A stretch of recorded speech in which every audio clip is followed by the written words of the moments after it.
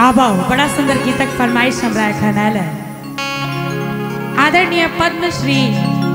शारदा सिन्हा जी के आवाज में एक सुंदर सन गाओ गीत कि उजरे बगुला बिने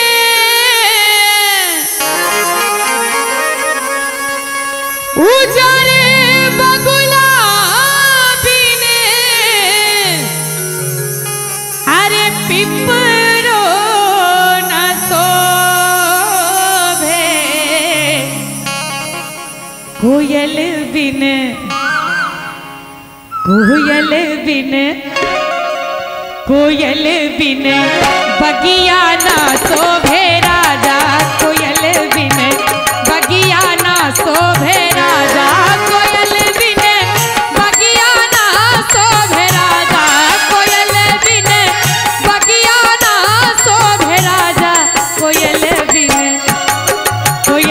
बिन बगिया ना शोभे राजा कोयल बिन बगिया ना शोभे राजा।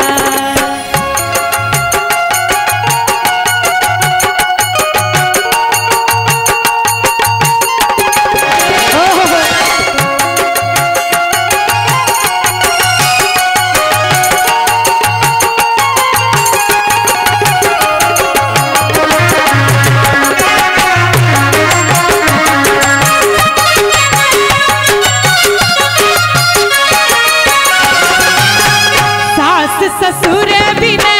ससुरो न शोभे सास ससुर बिन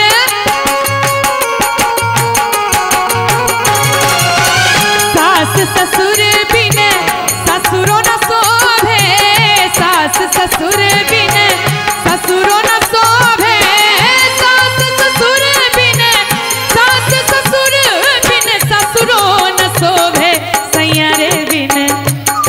सैयारे बिन सैयारे बिन सिजिया ना शोभे राजा सैयारे बिन सिजिया ना शोभे राजा सैयारे बिन सिजिया ना शोभे राजा सैयारे बिन सिजिया ना शोभे राजा कोयल बिन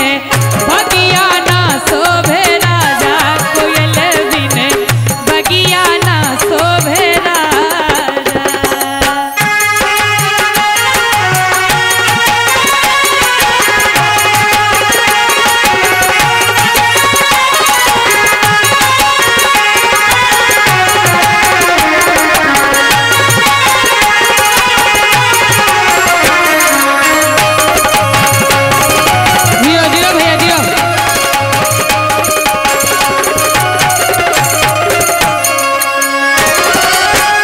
लाल से नूर बिन मंगियो न शोभे लाल से नूर बिन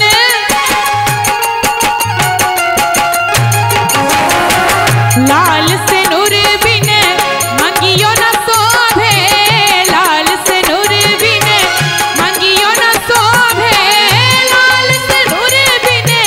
लाल से नूर बिन मंगियो न शोभे बालक बिन बालक बिन बालक बिन